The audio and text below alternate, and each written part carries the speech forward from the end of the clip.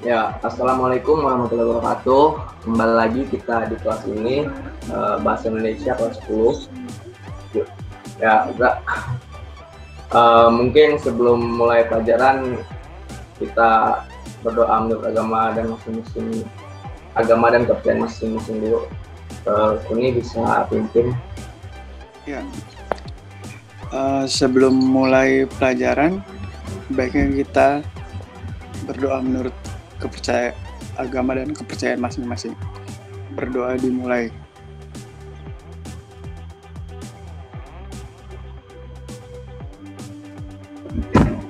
Berdoa selesai.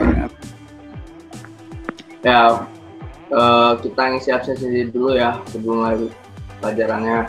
Mungkin nanti kita open cam dulu, buka videonya buat laporan juga absensi. Ya, open cam dulu yuk.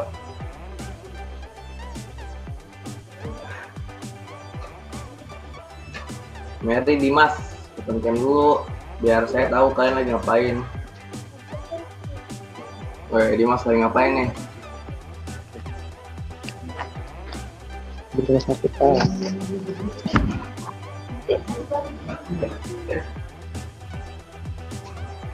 Ya, ini hadir semua apa ada yang nggak masuk nih? Hadir semua nggak? Kira-kira biar nggak usah dipanggil satu-satu.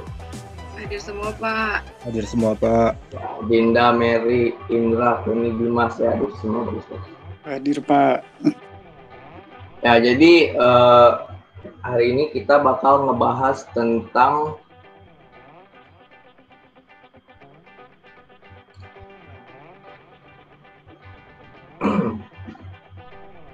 bentar. Udah share screen belum? Oh, udah. Udah kan ya? Udah, Pak. Ya, jadi hari ini kita bakal ngebahas tentang nilai-nilai dalam cerita rakyat. Jadi ya mungkin kita bakal ngebahas cerita rakyat itu sendiri, terus kita bakal ngebahas dari nilai-nilainya, langsung ke nilai-nilainya. Jadi ya yang pertama, apa sih cerita rakyat ini? Jadi ya cerita rakyat itu cerita yang berasal dari masyarakat dan berkembang dalam masyarakat pada masa lampau yang menjadi ciri khas setiap bangsa yang mempunyai kultur budaya yang beraneka ragam, yang mencakup kekayaan budaya dan sejarah yang dimiliki masing-masing bangsa. Jadi emang cerita rakyat itu rata-rata itu berasal dari masyarakat itu sendiri gitu, yang sesuai dengan kultur dan budayanya gitu.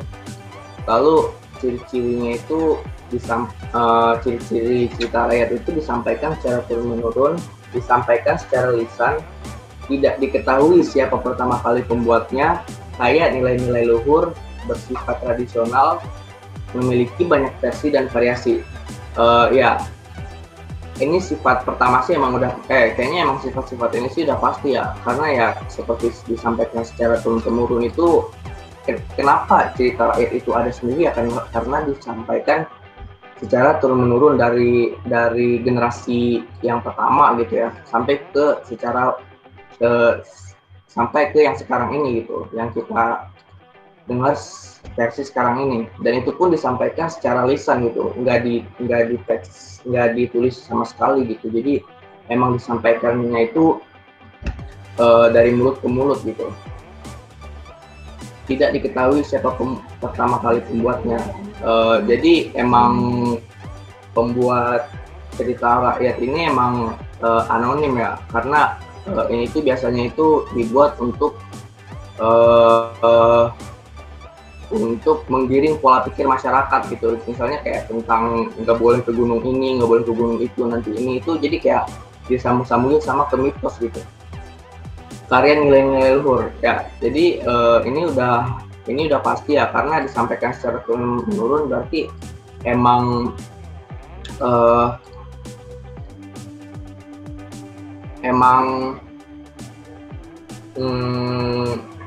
ini tuh berasal dari generasi pertama gitu. Jadi kayak nilai-nilai luhurnya itu masih terjaga banget gitu, bersifat tradisional.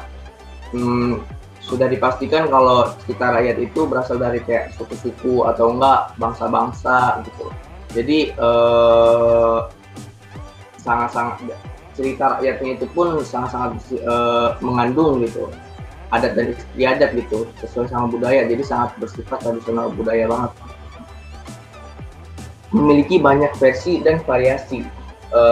Ini kenapa dia tuh memiliki banyak versi dan variasi? Jadi ya karena disampaikan secara turun-temurun dan disampaikan secara tulisan. Biasanya gitu, yang kita sampaikan dari satu ke satu yang lainnya itu bakal beda gitu. Misalnya yang ini ngomong ini, yang ini ngomong, yang satunya lagi ngomong yang beda lagi gitu. Nah, itulah yang bikin cerita rakyat itu memiliki banyak versi dan variasi. Lalu struktur cerita rakyat itu sendiri. Yang pertama itu ada orientasi. Orientasi itu merupakan pengenalan latar, tokoh, dan kisah baik dari segi waktu, tempat, maupun peristiwa. Orientasi juga biasanya menata sebagai adegan dan menjelaskan hubungan antar tokoh. Lalu komplikasi, bagian di mana konflik mulai muncul.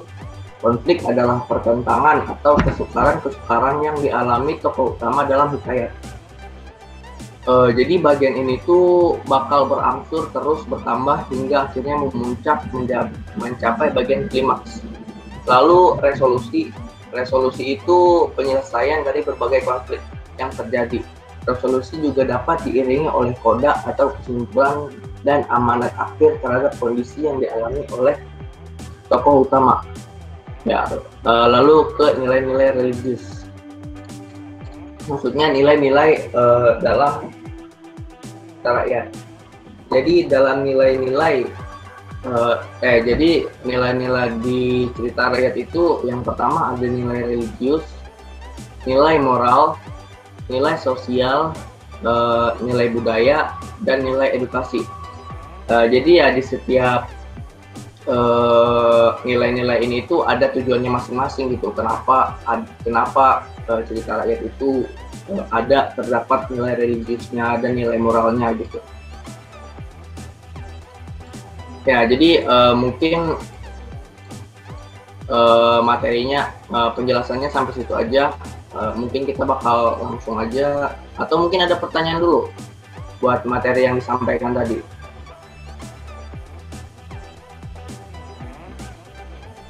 Udah pada paham semua ya berarti ya? Mungkin kita langsung aja ya coba analisis ini cerita rakyat hikayat si miskin dan mara karma. Ada yang pengen baca nggak? Nanti di setiap paragraf ini kita analis, ini paragraf ini tuh mengandung nilai apa sih gitu. Nih, jadi seperti ini. Nih seperti di paragraf 3 mengandung nilai apa gitu. Di paragraf kedua paragraf keempat mengandung nilai apa. Seperti itu. Ya, mungkin ada yang mau bacain dulu gitu, secara full atau mau bagi dua karena ini lumayan panjang ya. Ada yang mau bacain? Boleh Mary. Semua. Ya. Nih tiga paragraf aja boleh sampai sini atas lah. Nanti dilanjutin sama Dinda. Boleh ya Dinda? Oke. Hikayat si miskin dan mara karma. Kisah dimulai ketika seorang raja Kenderan terkena sumpah Batara Indra. Raja dan istrinya menjadi miskin dan hidup sengsara dalam hutan di negeri Antah-Brantah yang dikuasai oleh seorang raja bernama Indra Dewa. Kedua pasangan tersebut sering disebut sebagai si miskin yang setiap hari selalu mendapat siksaan dan penganiayaan dari penduduk setempat, seperti melempari batu. Beberapa tahun kemudian, si miskin dan istri diberikan momongan seorang anak laki-laki yang bernama Mara Karma, yang artinya anak dalam kesukaran. Dia adalah anak sematawayang si miskin dan istri sehingga dirawat dengan penuh kasih sayang.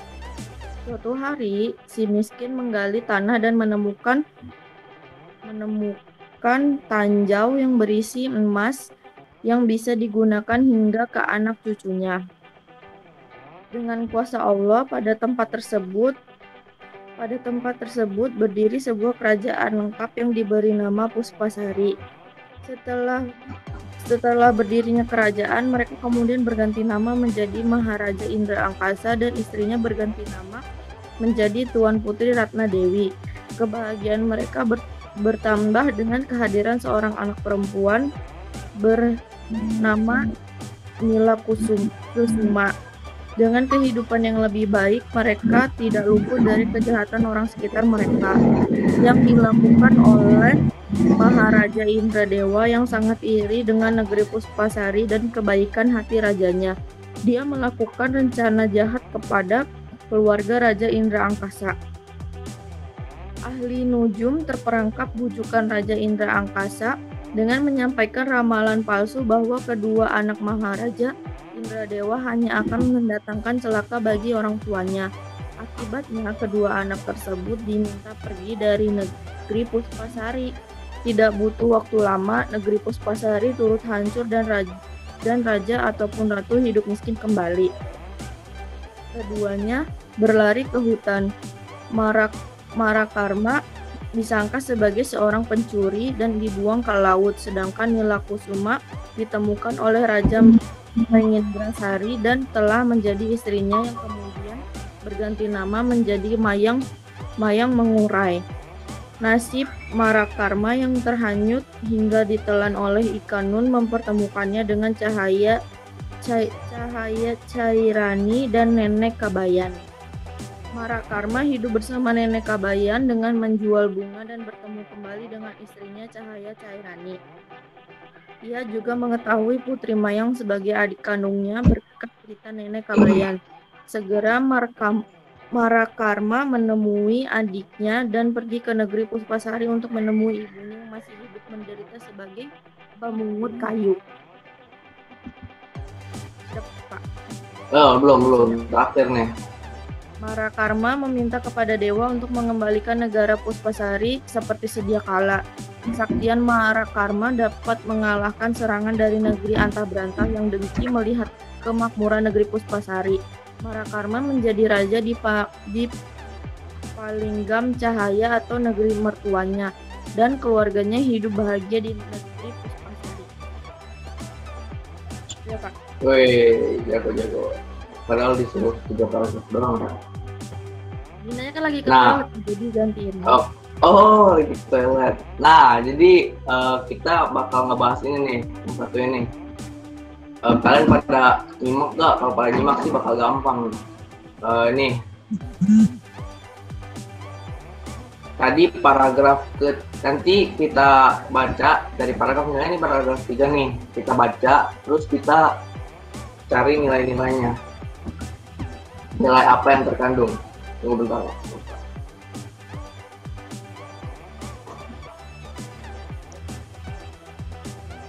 Nah, udah muncul belum? Sudah Pak Guru. Sudah, Pak. Sudah Pak, sudah. Udah ya. Jadi nih contohnya tadi kan paragraf 3 ya. Paragraf ketiga. Nah, nih nilai-nilainya mending kita baca dulu paragraf ketiga tuh. Setelah berdirinya kerajaan, mereka kemudian berganti nama menjadi Maharaja Indra Angkasa dan istrinya berganti nama menjadi Tuan Putri Ratna Dewi. Kebahagiaan mereka bertambah dengan kehadiran seorang anak perempuan bersama Nila Kusuma. Dengan kehidupan yang lebih baik, mereka tidak luput dari kejahatan orang sekitar mereka. Seperti yang dilakukan oleh Maharaja Indradewa yang sangat iri dengan negeri Puspasari dan kebaikan hati rajanya. Dia melakukan rencana jahat kepada keluarga Raja Indra Angkasa. Nah, jadi kalau yang saya tangkap ya di situ itu terdapat nilai moral gitu. Nah, dan itu pembuktiannya itu dari kata-kata seperti yang dilakukan oleh Maharaja Indradewa yang sangat iri dengan negeri Puspasari dan kebaikan hati rajanya. dia melakukan rencana jahat kepada keluarga Raja Indra Angkasa. Nah, di sini tuh terdapat nilai moral banget nih di sini nih, kayak iri, terus kebaikan hati. Ini tuh sangat-sangat kebijaksanaan gitu ya. Dan rencana jahat. Nah, itu tuh sangat-sangat mengandung nilai moral gitu. Kalau menurut saya ya. Kan kalau di penjelasannya tadi nilai moral itu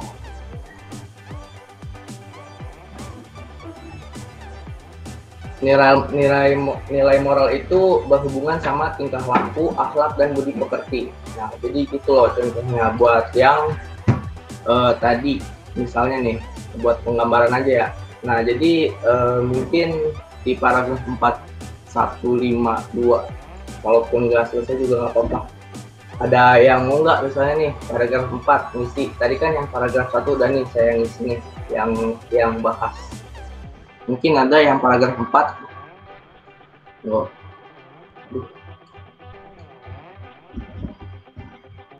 Nah, silahkan baca dulu, nggak apa-apa. Mengandung nilai agama atau nilai religius, Pak. Ya, buktinya gimana nih, Indra, di penjelasannya, buat penjelasannya? Ya, di situ udah dijelasin juga sih. Ada dari kalimatnya, ahli nujum terperangkap bukan Raja Indra Angkasa dengan menyampaikan ramalan palsu bahwa kedua anak Maharaja Indradewa hanya akan mendatangkan celaka bagi orang tuanya. Gitu, Pak. Nah, ini ahli nujum kan ini berkaitan dengan kepercayaan juga kan tentang benar-benar gitu, Pak. Nah, jadi yang paragraf yang nomor 2, paragraf keempat udah di situ ahli nujum. Ini sekarang dulu.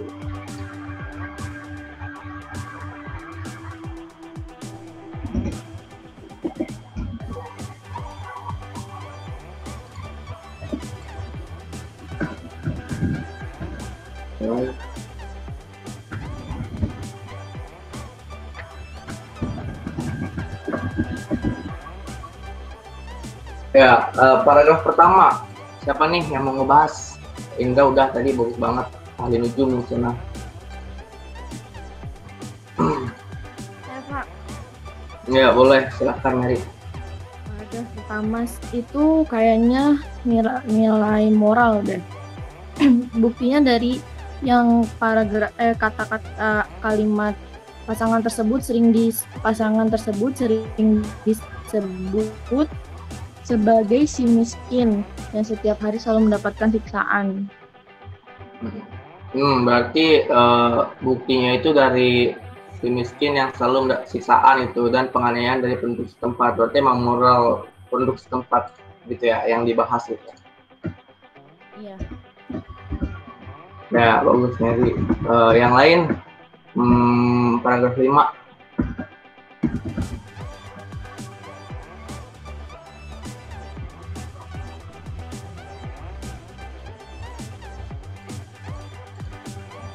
Nilai agama, Pak. Ya, kenapa? Siapa ini Dimas ya? Ya, kenapa Apa? Dimas? Jadi kan di sini tuh ada kata-kata ahli nujum kan di sini keduanya berlari ke hutan. Marakama disangka sebagai seorang pencuri dan dibuang ke laut, sedangkan Nima adalah ke sungai. Nah, di situ tuh dari kata-kata ahli nujum terperangkap bujukan Raja Indra Angkasa itu dengan menyampaikan ramalan palsu bahwa itu di situ tuh ada makna tersembunyi itu ya tentang agama gitu, Pak. Oh, itu paragraf 4. Iya, paragraf tadi udah dibahas. Tadi udah dibahas Indra. Nih kita ini bahas yang ini nih.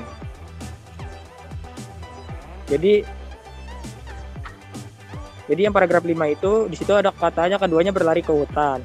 Maka disangka sebagai seorang pencuri dan dibuang ke laut. Nah, di situ tuh jadi maaf, Pak. Jadi nilai sosial, Pak, bukan nilai agama, Pak. Nah, itu bisa.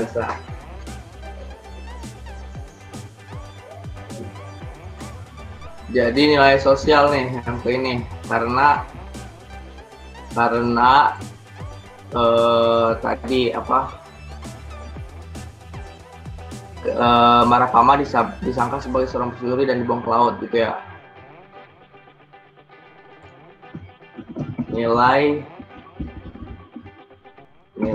sosial. Nah, paragraf kelima, 7, 6 mending kita bahas bareng-bareng aja ya. Jadi nih ini paragraf kedua. Buat paragraf kedua itu beberapa tahun kemudian si miskin dan si istri diberikan omongan seorang anak laki-laki yang bernama Marakama, yang artinya anak dalam kesukaran. Dia adalah anak sematawayang si miskin dan istri, sehingga dirawat dengan penuh kasih sayang. Suatu hari si miskin menggali tanah dan menemukan tanjau yang berisi emas yang bisa digunakan hingga ke anak cucunya dengan kuasa Allah. Pada tempat tersebut berdiri sebuah kerajaan lengkap yang diberi nama Puspasari. Wah, kayaknya ini sih udah jelas banget ya. Ini tuh mengandung nilai agama dan apalagi misalnya nih.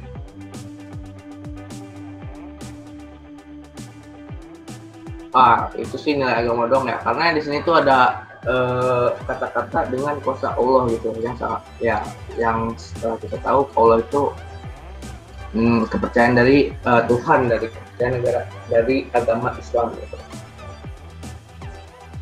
Langsung aja kita tulis nilai agama.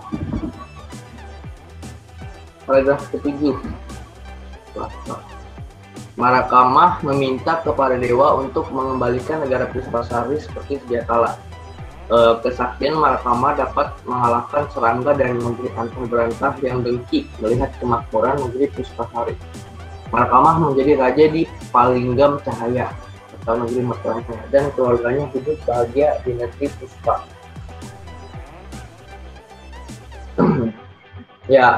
Itu nilai apa tuh kira-kira yang terkandung dalam itu? Dalam nilai sosial bukan, Pak? Ya, kenapa nilai sosial?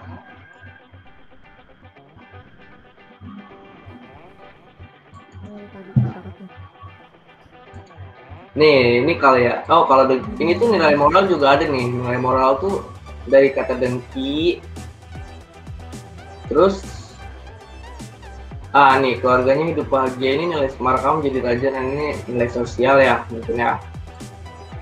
Terus ini nilai agama. Dan ini nilai agama nih, Marakama minta kepada dewa.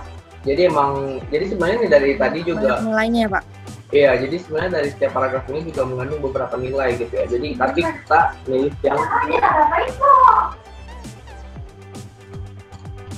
yang paling pokoknya aja gitu. Ini nilai agama.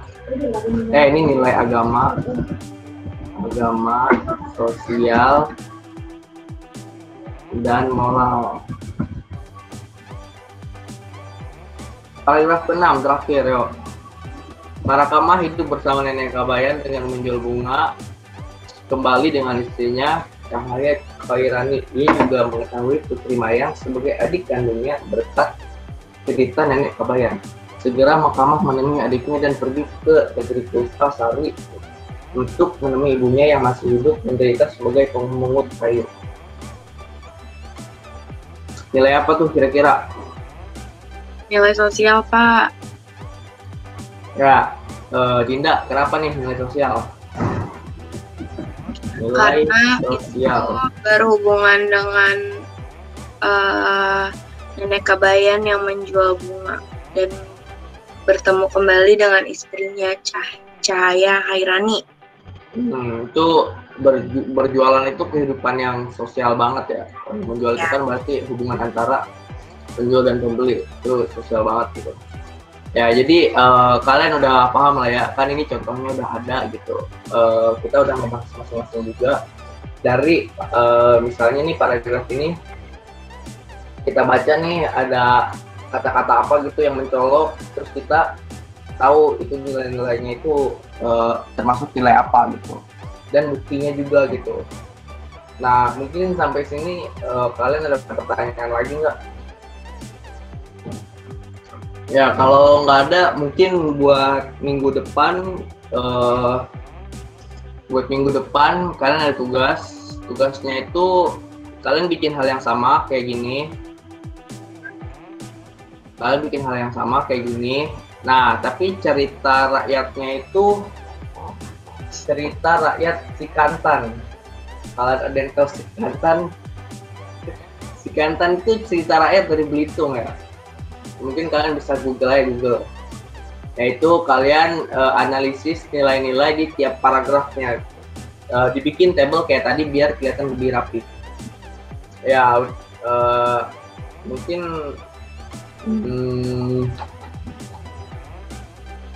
kalau udah paham, kita udahin aja pertemuan pada hari ini.